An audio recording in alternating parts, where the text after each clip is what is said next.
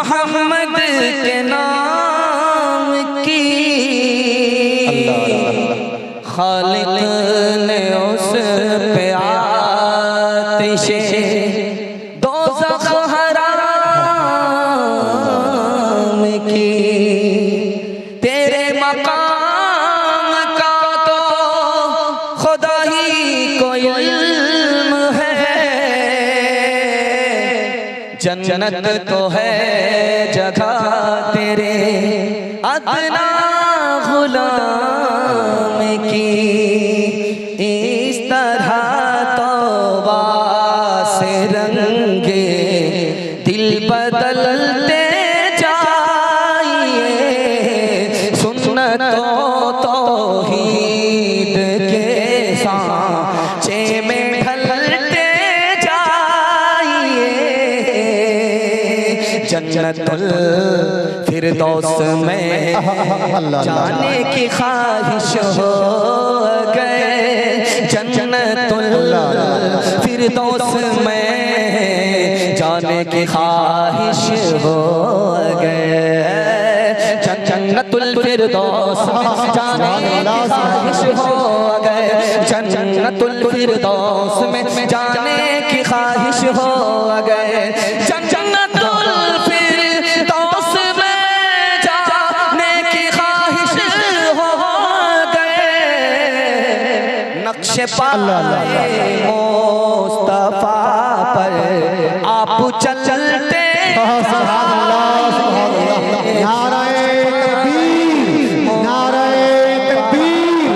मुफ्ती सादुल नजीर साहब आसमी, मुफ्ती सादुल नजीर साहब आसमी, जलसे सीरत नबी, उलमाए देवबंद, मुफ्ती सादुल नजीर साहब आसमी। सुभान अल्लाह, सुभान अल्लाह। जज़ाए खैर दे, आपने जलसा सुनने का हक अदा कर दिया। मैं दिल से दुआ करता हूँ अल्लाह उस घर की आपको बार बार ज़ियारत नसीब फरमाए। आमीन। हाथ उठाइए, वादा कीजिए आँख से मद्रास और मुंबई देखेंगे और मदीना ख्वाब में देखेंगे। हाथ उठाइए इंशाअल्लाह। हमको कहाँ फंसाना आता है, कहाँ निकालना आता है, ये मैं आपको टटोल रहा हूँ। तीसरा पैगाम आपके बच्चों के हवाले से मैं रखने के लिए जा रहा हूँ। मैं देख रहा हूँ ये बच्चे जाग रहे हैं, इस वक्त इनके सोने का था, ये जाग कल सो गए थे बिस्तर पर, सो करके गंगा बहा दिया था पेशाब का। आज अल्लाह का शुक्र है ये जाग रहे हैं, हमारा बिस्तर बचा। मैं इन बच्चों के वास्ते दुआ करता हूँ अल्लाह आपके बच्चों को इल्म और हुनर से माला माल। आमीन। मेरी दाढ़ी कच्ची है, तजर्बा किताबों में लिखा है, मैं नकल कर रहा हूं। इस बच्चे पर आप 3 एहसान करते हैं, ये बच्चा याद नहीं रखेगा, भूल जाएगा। अच्छा खाना खिला रहे हैं आप, बच्चा भूल जाएगा, याद नहीं रखेगा। अच्छा कपड़ा पहना रहे हैं आप, बच्चा भूल जाएगा, याद नहीं रखेगा। आप बच्चे के लिए अच्छा मकान बना रहे हैं, जब उसका जमाना आएगा आपका मकान मकबरा बन जाएगा, उजाड़ करके फेंक देगा, वो शीश महल बनाएगा। आपका कोई एहसान याद नहीं रखेगा, लेकिन किताबों में लिखा है एक एहसान कर दीजिए, आपका बच्चा जिंदगी भर एहसान याद रखेगा। आप जाहिल रहे कोई फर्क नहीं पड़ता, अपने बच्चे को पढ़ा लिखा दीजिए, जिंदगी भर एहसान याद रखेगा। यूसुफ अलैहिस्सलाम को जब हुस्न मिला तो पहली मुसीबत आई, चोरी का इल्जाम लगा। यूसुफ अलैहिस्सलाम को जब हुस्न मिला तो दूसरी मुसीबत आई, कुएं में डाल दिए गए। यूसुफ अलैहिस्सलाम को जब हुस्न मिला तो तीसरी मुसीबत आई कि ज़ुलेखा ने जेल में डाल दिया। लेकिन जैसे ही यूसुफ अलैहिस्सलाम के पास इल्म आया, अल्लाह ने जेल से बाहर निकाला, कुर्सी अता फरमाई, 90 साल तक मिस्र पर हुकूमत। सुभान अल्लाह, सुभान अल्लाह। अल्लाह ने हजरत सुलेमान से कहा कि 3 बातों में इख्तियार है तुम्हें, जो लेना चाहते हो एक ही मिलेगा, बताओ क्या लेना चाहते हो? कुर्सी लेना चाहते हो, हुकूमत देंगे। दौलत लेना चाहते हो, दौलत देंगे। इल्म लेना चाहते हो, इल्म देंगे। सुलेमान अलैहिस्सलाम ने सर झुकाया, सोचा, सोच करके फैसला अल्लाह को सुनाया, मालिक मुझको कुर्सी नहीं चाहिए, दौलत नहीं चाहिए, इल्म चाहिए। अल्लाह ने कहा सुलेमान तुमने असल चीज हासिल कर ली, इल्म के बगैर ये दौलत नहीं है, इल्म के बगैर ये हुकूमत नहीं है। जब तुमको इल्म हासिल हो गया तो लो मेरी तरफ से फ्री में दौलत भी ले लो, हुकूमत भी ले लो। मैं जैसे बैठा हुआ हूँ उसी तरह आप भी बैठे। मेरा हाथ पांव नीचे है, दिल बीच के अंदर है और सर ऊपर है। यही हाल आपका। जैसे मैं बैठा हूँ वैसे आप बैठे। इस तकसीम को दिखाने के लिए जा रहा हूँ। आपको इल्म की ताकत महसूस होगी कि इल्म कितनी बड़ी चीज है। हाथ पांव से आदमी काम लेता है, इसको सबसे नीचे रखें। हाथ पांव से आदमी काम करता है, इसको सबसे नीचे रखें। दिल से आदमी दौलत कमाता है, इसको बीच में रखें। और दिमाग से आदमी इल्म हासिल करता है, इसको सबसे ऊपर रखा। सुभान अल्लाह। क्या मतलब था? अगर तुम्हारे बच्चे के हाथ में इल्म आ गया, अल्लाह इसको सर बुलंद कर मारेगा। वो बातें जिनसे कौमें हो रही है नामवर सीखो, उठो तहजीब सीखो, सनअतें सीखो, हुनर सीखो, बढ़ाओ तजुर्बे अतराफ़े आलम में सफर सीखो, हवा से खुशको तर सीखो, उलूम में बहरो पर सीखो।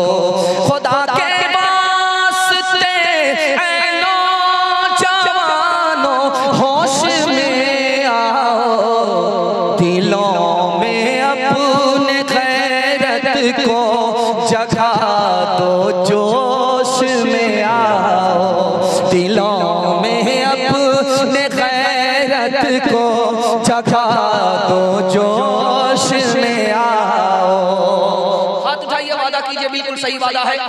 बच्चे को खिलाने पिलाने में आगे रहेंगे, पढ़ाने में पीछे रहेंगे। हाथ उठाइए इंशाअल्लाह। खैर माशाअल्लाह। यहाँ आकर के आपने डिस्क ब्रेक मारा है, दिल खुश हो गया। कुछ लोग दाएं बाएं हो गए, ये कन्या के लिए मामू है, दूल्हा के लिए मामू। खैर अल्लाह जज़ाए खैर दे। कुरान के हवाले से पैगाम सुनाने के लिए जा रहा हूँ। 3 मिनट का पैगाम बड़ी तेजी के साथ निकल रहा है। मुझे यकीन है कि आप मोहब्बत से सुन रहे, क्योंकि ज़बान की रफ्तार बता रही है। आप मोहब्बत से सुन रहे। अल्लाह हमारे सुनाने को, आपके सुनने को बेहद कबूल फरमाए। मैं हाथ जोड़ करके आपसे कहता हूं, कुरान की शान में गुस्ताखी नहीं करना, ईमान चला चला। और बच्चे को पहले कुरान पढ़ाकर मुसलमान बनाना, उसके बाद डॉक्टर बनाना है, इंजीनियर बनाना है, इस्लाम बनाने का। जब पाकिस्तान बन रहा था तो जवानों में जोश आया, कहा कि ये मुल्क कुरान से चलेगा। एक बूढ़ा कुर्सी पर बैठा हुआ था जो मुल्क का सदर था।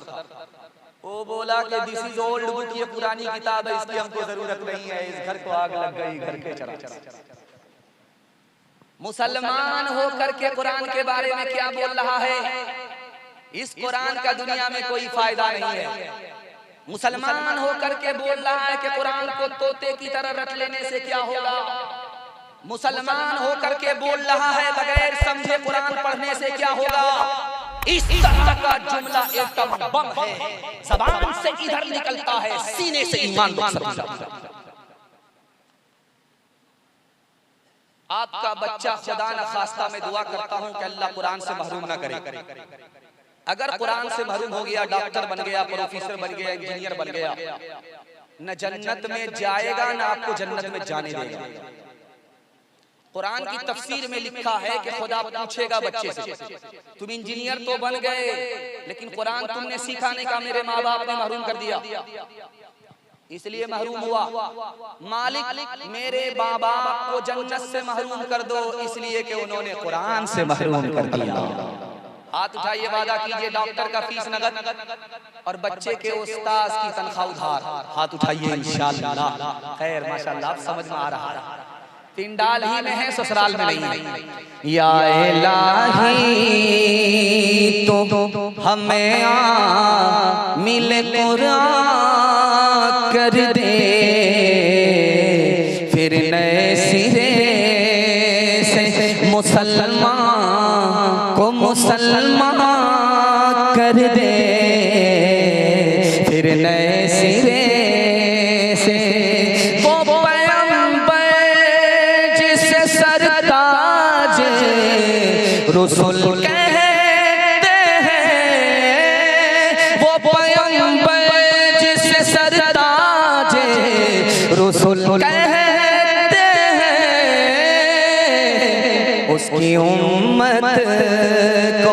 जराता बेकुरान कर दे, उसकी उम्मत को जराता बेकुरान कर दे, उसकी उम्मत को। असद आज़मी पढ़ रहे थे, आपका जोश थमने का नाम नहीं ले रहा था। मैं तो समझ गया कि जलसा निकल चुका है। अब सिर्फ अगर बत्ती जला देते हैं, मोमबत्ती जलाते थे, चरागी मुरादी लेकर के 9-11 हो जाए। लेकिन अल्लाह का शुक्र है कि आपका जज्बा इस कदर जवान हो गया, लगता है कि जलसा अभी शुरू हो रहा है। अल्लाह आपके हौसले को जवान फरमाए। अगर मुझे टाइम नहीं मिलता, सिर्फ 3 मिनट का टाइम मिलता, तो मैं जो पैगाम अभी आपको सुनाने के लिए जा रहा हूँ, ये पैगाम सुनाता और अल्लाह से उम्मीद करता कि जलसा कामयाब हो जाएगा अगर इस पर अमल हो जाए। सुनने के लिए तैयार है? हाथ उठाइए इंशाअल्लाह। जवानी में सोएंगे, बुढ़ापे में जागेंगे, हाथ उठाइए इंशाअल्लाह। यहाँ आकर के बड़ा बिल्कुल बाईपास जा रहे हैं। अल्लाह आपको कबूल फरमाए, आपकी बेचैनी दूर हो जाएगी, आपकी परेशानी दूर हो जाएगी। टूटे फूटे घर में आपको जन्नत जैसा सुकून मिलेगा। आपको बताने के लिए जा रहा हूं, आपके घर में जो पैसा है उस पर ध्यान दीजिए, जो कल पैसा आने वाला उस पर ध्यान दीजिए। जो घर में पैसा है उस पर ध्यान दीजिए। पैसा थोड़ा है थोड़ा खर्च कीजिए, पैसा ज्यादा है ज्यादा खर्च कीजिए। कल जो पैसा आने वाला उस पर भरोसा मत कीजिए। कल के पैसे पर अगर आपने भरोसा कर लिया, आपका सुकून खत्म हो जाएगा, जन्नत जैसा घर जहन्नम बन जाएगा। दूसरी बात बताने के लिए जा रहा हूं, अपने से ऊपर लोगों को देखना नहीं है, अपने से नीचे लोगों को देखो। अगर 4 चक्का वाले हैं, मोटरसाइकिल वाले, मोटरसाइकिल वाले हैं, साइकिल वाले, साइकिल वाले हैं, पैदल वाले, पैदल वाले हैं तो उसको देखिए जिसको चलने के लिए पैर तक नहीं है। दिल मजबूत होगा, मालिक तूने 4 चक्का नहीं दिया, कोई फर्क नहीं पड़ता, चलने के लिए पैर तो दिया है। दुनिया में तेरे कितने बंदे हैं जो चप्पल से पैर से दोनों से मालूम है। दुनिया में आप देखेंगे आपके घर में मक्खी होती है और आपके घर में मकड़ी होती है। हयातुल हैवान ने लिखा है कि दुनिया में सबसे ज्यादा अगर सबर किसी मखलूक को है, लालच रही है तो मकड़ी है। और दुनिया में सबसे ज्यादा अगर लालच किसी को है तो मक्खी है। मक्खी को आप चैन से बैठा हुआ नहीं देखेंगे, मक्खी को चैन से आप बैठा हुआ नहीं देखेंगे, हर वक्त उड़ती हुई नजर आएगी। यही वजह है कि उसके पेट में भूख नहीं है, आंख में भूख है। हर वक्त उड़ती रहती है, उसका पेट है कि इंडिया गेट है भरता ही। लालची आदमी को कहीं सुकून नहीं, लालच करने वाले को कहीं सुकून नहीं। आंख में भूख है, पेट की भूख एक बारिश में मिट जाती है, लेकिन आंख की भूख कब्र की मिट्टी से मिटेगी, इससे पहले मिटने वाली। लेकिन वही मकड़ी को आप देखिए घर में है, जाला लगा करके चुपचाप बैठी हुई है। जिसने सबर किया अल्लाह उसको चलाता फिराता नहीं है, बैठा करके खिलाता। उसी लालची मक्खी को उस जाले में फंसा देता है और मकड़ी की गिज़ा अल्लाह। बकरी का बच्चा माँ का दूध पीता है, उसका पेट भर गया। माँ ने जिस दिन उसको दूध नहीं पिलाया, पूरा रेवड़ पूरी बस्ती की बकरी ने उस बच्चे को दूध पिलाया, उसका पेट नहीं भरा। जानते हैं क्यों? माँ ने दूध पिलाया, उसमें बरकत थी। 2-4 घोंट में प्यास बुझ गई, भूख मिट गई। और दुनिया की बकरी ने उसको पिलाया, बरकत उड़ गई, उसका पेट खाली रह गया। एक एक आदमी के पास इतनी दौलत है, इतनी दौलत है कि पूरे खानदान को उठा सकता है, फिर भी मायूस बैठा रहता है, गाल पर हाथ रख करके बैठा रहता है, सर पर हाथ रख करके बैठा है कि मेरे पास दौलत ही नहीं है, ये पेट की भूख नहीं है, आंख की भूख। एक जवान गधे की पीठ पर सामान लाद करके उसको ले जा रहा था, मार रहा था, डांट रहा था। बादशाह ने देखा, वो जवान इस गधे पर सितम क्यों उठाता है? बोझ भी ताकत से ज्यादा बढ़ा दिया है, मारता भी है, डांटता भी है। कहा हुजूर डांटेंगे नहीं, मारेंगे नहीं तो इसी का नुकसान। देर से ये घर में पहुंचेगा, देर तक इसकी पीठ पर बोझ रहेगा, देर तक ये भूखा रहेगा, इसके हक में भलाई यही है कि इसके साथ सख्ती की जाए, ये जल्दी से मंजिल तय करे, बोझ को उतारे और अपना पेट भरे।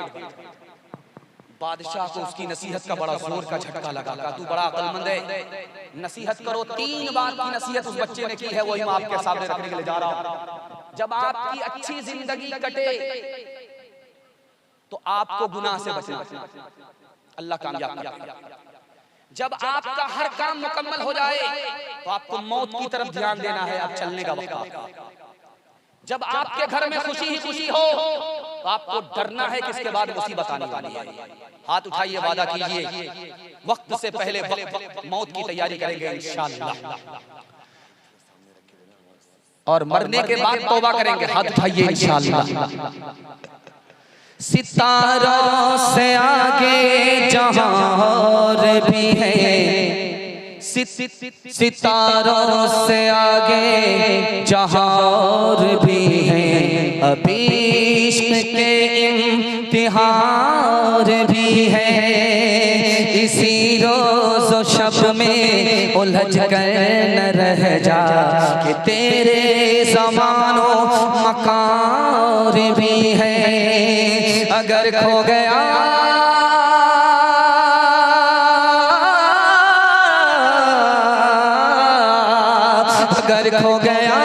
एक नशीमन तो क्या हम मकामात आहो फखार भी है। तू शाही है, परवाज़ है काम तेरा, तेरे सामने आसमान भी है। कामयाब हो गया। आपने बहुत बेहतर तरीके से इसको सुना है। मैं मालिक से दुआ करता हूँ अल्लाह दीन दुनिया दोनों की भलाई से सबको भला माल फरमाए। हमारा जवान यहाँ मौजूद है, 1 साल में 10 साल के बराबर तरक्की करेगा, गारंटी लेता हूँ मसनद रसूल पर बैठ कर। कैसे तरक्की होगी? रात दिन एक करके हलाल कमाना होगा, हिसाब से खर्च करना होगा। गारंटी लेता हूँ अल्लाह गरीब बना देगा। दुनिया पीछे होगी, दुनिया पीछे नहीं।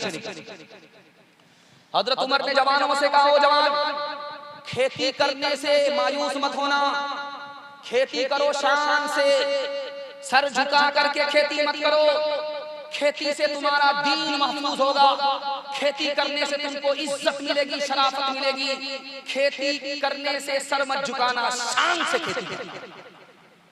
इब्राहिम नखई बहुत बड़े मुहद्दिस हैं, उनसे पूछा, हजरत एक जवान है नमाज पढ़ करके तस्बीह लेकर के मस्जिद में बैठ गया, एक जवान है नमाज पढ़ करके निकला, दुकान में कारोबार के लिए बैठ गया, किसका रुतबा बड़ा है, किसका रुतबा छोटा है?